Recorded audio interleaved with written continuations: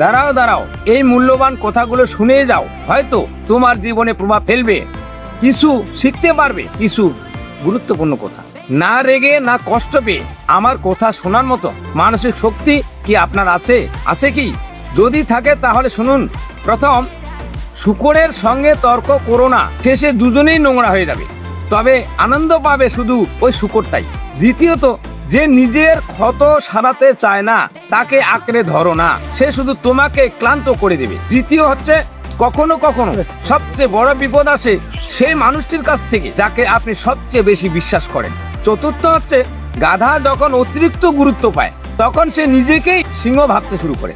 পঞ্চমত, আমি তোমাকে শেখাতে চাই না, আমি শুধু আমার ভুলগুলোর মূল্য তোমার কাছে পৌঁছে দিতে চাই। ষষ্ঠতম কথা হচ্ছে, ঈগলের মতো উচ্চ চিন্তা করলে খাঁচার জীবনের মানুষ তোমাকে বুঝবে না, এটাই স্বাভাবিক। সপ্তম কথা হচ্ছে, পুরোপুরি প্রস্তুত হলে শুরু করব, এই ভাবনার দাম চুকাতে হয় দেরির মাধ্যমে।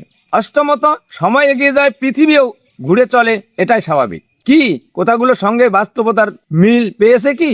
শেষ পর্যন্ত শুনে থাকলে ভিডিওতে একটি কমেন্ট করে দিন। ধন্যবাদ।